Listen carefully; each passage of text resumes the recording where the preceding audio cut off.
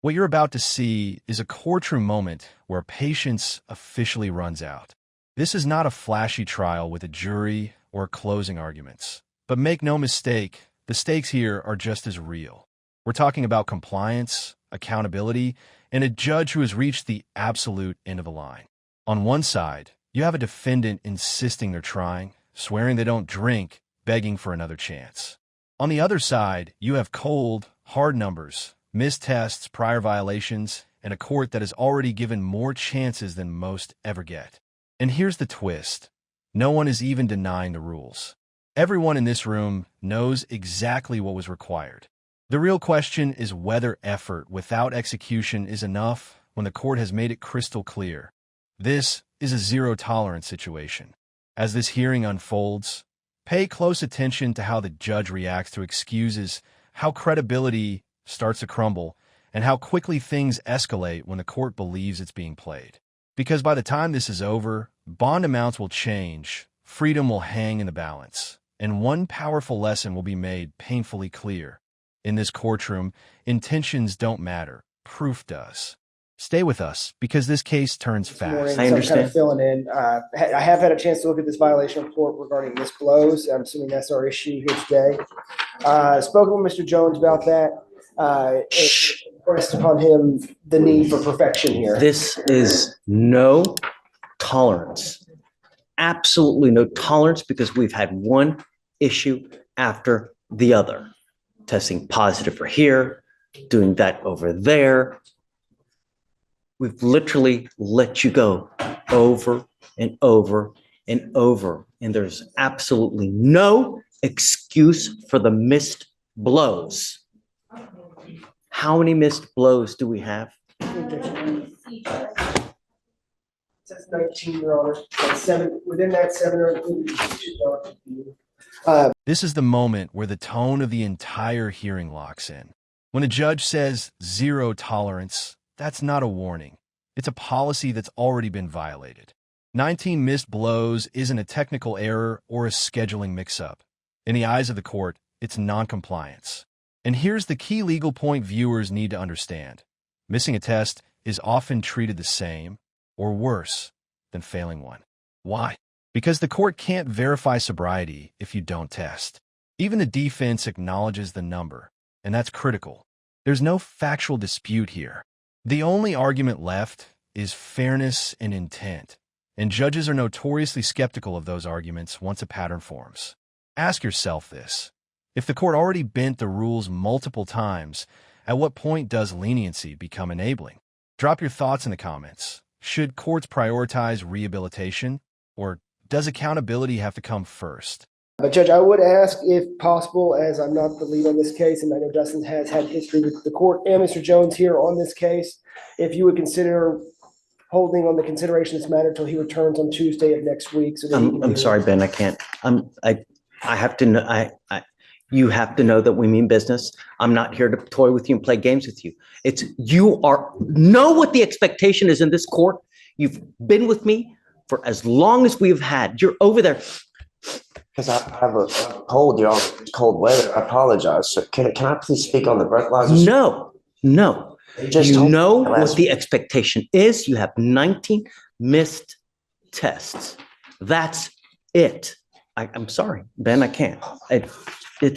You're here in his stead. You're a capable and outstanding lawyer. I have the utmost respect for you, but 19 missed tests are 19 missed tests. And I've been telling him since the absolute beginning, there's just no tolerance. Oh, please. No. But to his credit, Your Honor, we have no positive UAs. He's been here on weekly UAs, so there's no indication that he's using this to obfuscate for alcohol. I go to sleep early, man. Test.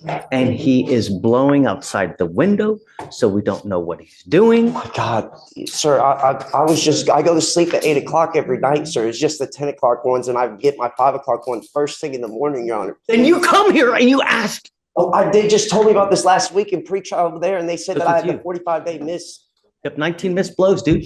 Covering the camera. Please, Honor. I will do Something. anything. I'll even go on that drug ankle monitor. I'll do anything, Your Honor. I'm really trying here. I swear to God, I'll do anything you want me to do if you just please let me stay free. I swear to God, Your Honor, I'm really trying here. This is one of the most emotionally raw moments you'll ever see in a compliance hearing. The defendant isn't arguing law anymore. They're pleading for mercy. Promises of ankle monitors, vows of sobriety, appeals to personal routine. This is desperation, pure and simple. But here's the brutal truth about courtroom reality. Emotion does not override documented violations. Judges hear promises every single day. What separates credibility from chaos is consistency. And notice something important. The judge isn't reacting with anger. It's firmness. That tells you this decision was made long before the tears started. The court is looking backward at a pattern, not forward at promises. Let us know, do you think the system should make room for emotional pleas like this, or does that undermine the rules meant to protect everyone? Please, Your Honor. It's just I don't even drink. From the 15th of November, you have been skipping tests. You have been to this court. I go to sleep at 10 o'clock and I still did the ones later on when I would wake up. And they told me this just last week, Your Honor. I swear to God. I swear on everything I love. You know. Please give me a chance, Your Honor. Testing schedule is, and I've given you one I started pass after the other. He goes with you. No. Oh my God. Your Honor, may we discuss setting a new bond for Of course. Oh my gosh. Your Honor. Why? Please. I'm trying here. I'm trying to do everything. Goes with you. Oh my gosh. Bond is at 5,001 now because of the prior violations. I'll now set it at 10,002. I'm sorry, Ben, but he's tested positive literally over. When bond gets raised, that's not punishment, it's risk management. The judge explicitly references prior violations, positive drug tests, and now missed or obscured breath tests. Legally speaking, bond reflects trust. And here, trust is gone. Increasing bond is the court's way of saying, if you're going to remain free, the cost just went up because the risk did too. This isn't about money alone. It's about leverage. The court is signaling that continued freedom now comes with real consequences. And notice how the judge frames it. Letting him go would be enabling. That word matters. Judges are trained to balance compassion with public safety. And once enabling enters the equation, the hammer usually follows. Would a higher bond change behavior, or just delay the inevitable? Literally over and over and over. He continues to test positive for marijuana. When I've told him to stop, he's tested positive for opiates. He's tested positive for this. Now he's skipping blows. He has obscured the camera as well? It's not necessarily that he's obscured the camera, but it's too dark to view. It doesn't mean that there's. It's the same thing. If we can't see you in the camera, then you're fooling. And I'm done with the fooling. That's it. I know that Dustin's gonna be pissed, but I mean, I've got it in black and white, and Dustin knows that it's no tolerance. consider 7502 judge for bond? Okay, Ben. Okay, great, but he has to know that we mean business, man. If I let him go now, I'm enabling, and I'm not gonna do that. I can't, but fine, because fine. All right, 7502. She sent me an email from one of If the. anything, have you done for your GED? And what I did for it, What have you done? I went to a class and then I tried to go yesterday. They canceled it and he also, You went the day before court. and I also went before. Judge, she's been going. She's been going before even the last court date, and we Prove it. I can text you. In this life, you are only as good as the proof that you don't have. If you don't have proof, you have nothing. Spoken word means This absolutely. line right here, you are only as good as the proof, might be the most important lesson of the entire hearing. Courts don't operate on intentions or verbal assurances. They operate on documentation. Emails, attendance records, certificates.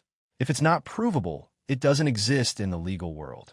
From the judge's perspective, this isn't about education. It's about follow-through. Multiple resets, months of time, and still no tangible progress? That's a compliance failure. And this applies far beyond courtrooms.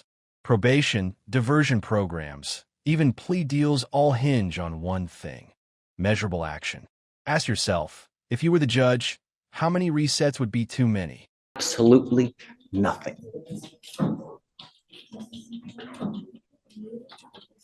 Judge, the instructor, I got an email from him that she sent me saying that she's been going to the classes and that class was canceled on the 4th yesterday. But she did, attempt to go to the class. So she's been going. She did already take a test, and this is one where she did fail the first test. So she's been working on it. It's not enough. I mean, here we are. How many resets have we had? We've had 1, 2, 3, 4, 5, 6, 7, 8, 9, 10, 11 resets since May. You're now in December. You have had 5 to 6 months. Show me the money. Otherwise, it's not going to go well for you today, Ms. Dixon. Show me. 5 to 6 months.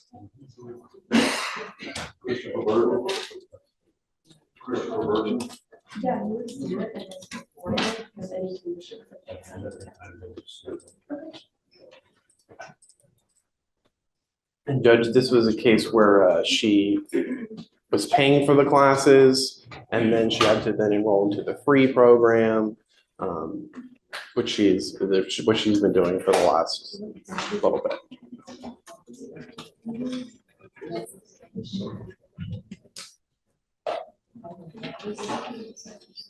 Are you playing Candy Crush? What's going on over there? I'm trying to text me. This Texting moment might who? seem small, but it's devastating.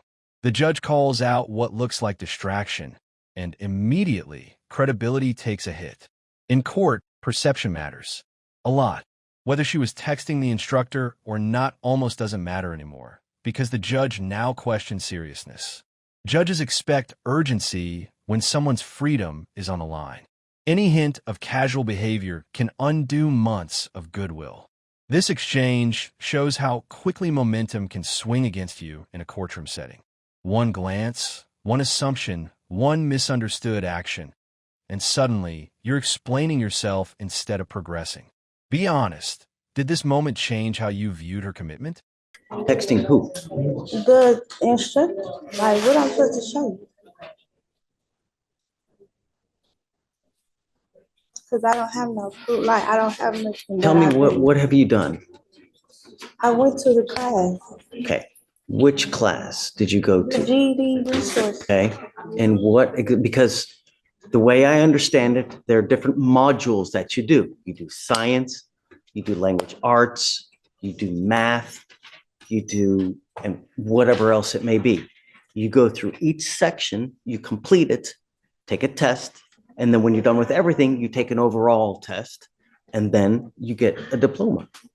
That's not. What have you done?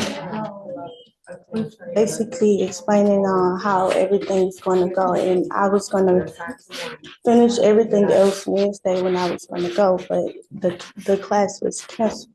Who is the provider that you have? His name is. Grab me a phone number because I'd like to call them right now. Yes, my name is David Fleischer. I'm a judge here in Harris County. And I have someone that's with me in our court, and she's doing a program with you guys to try to get a GED. I'd like to confirm that's Coriel Dixon.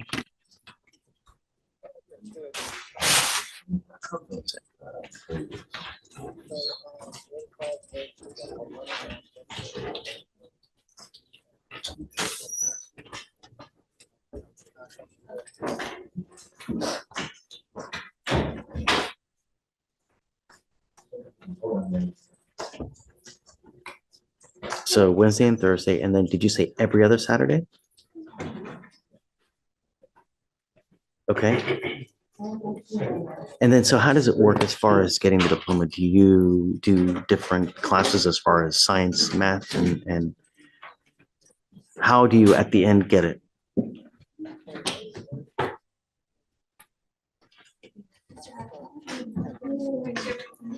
Can I put you, I have her in front of me. Can I put you on speakerphone so that she can hear this as well? Do you mind? Okay, hold on. This is rare and incredibly telling. Judges don't usually make live verification calls in open court. When they do, it means they're giving someone a final opportunity to establish credibility. And here it works. The provider confirms attendance, effort, and a realistic timeline. That's the proof the judge demanded earlier. Legally speaking, this is a turning point. The court finally has independent verification, not excuses, not promises. And notice the shift in tone immediately afterward. Accountability plus effort equals progress. This moment shows how transparency can literally change outcomes. Imagine if this call hadn't happened. Would the result be the same? Okay, hold on. So, I've got him. Okay, Hello? Mr. Jackson? Order in the court, please. Okay, tell me, how goes it? So, yeah, it's kind of twofold. They take an assessment. Based on that assessment, allows me to know where the student is as far as their grade level in math and in reading. Based on that, they go on 2 tracks. And so one track is like a probation education where we're just literally working on kind of some elementary reading and math skills. Okay. Or a GED track where they're ready for GED contests. And so, yeah, and I usually just, go from there. I work with my GED students individually. And How long does the process take? And how long can we expect it? Well, so that's honestly kind of a loaded question. Depends on where they fall. I believe Corey has scored pretty well. Great. So yeah, and I've worked with people that have gotten the GED in 3 weeks. I've worked with people that have gotten the GED in 2 years. Oh, yeah. I can't do 3 years. That's too much. Well, I know, I'm kidding. No, I understand that. She's been faithfully attending, though. Yay or nay? Yes. Okay, great. And with some consistency, 3 to 4 months, maybe less. That sounds great. That's just me ballparking. I'd like to stick with it because I think at the end of the game, our goal here is that she ends with that diploma. And I think that would be a win for everybody. I'm calling you. I want to make sure that everything's going well, that she's attending, faithfully attending and doing well. And it sounds like you're saying that this is what's been happening. Yes. Great. Okay. So I'm just going to continue everything. Just continue to go, Miss Dixon. I mean, you got like what he's saying. If you continue at it 2 to 3 months, you'll end up with your diploma. Okay. All right. Thank you so much, Mr. Jackson. I really appreciate your help. You've been great. No problem, Judge. You take Okay. care. You too. Thank you, sir. Bye. Great. Good job. Just keep at it. Okay. So let's set it 30 days. I want to ride this through. You're so close to being through. All you got to do is see it to the end, and then everything great will happen for you here as well. Okay. This case perfectly captures the line between patience and enforcement. On one side, repeated violations, missed tests, and eroded trust. On the other, late but verified effort that finally met the court's standard of proof.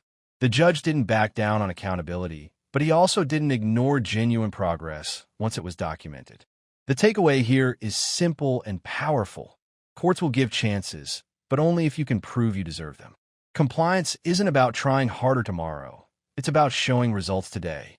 If you found this case as intense and eye-opening as we did, hit that like button, share your thoughts in the comments, and don't forget to subscribe for more jaw-dropping courtroom breakdowns. Justice doesn't just happen, it's earned.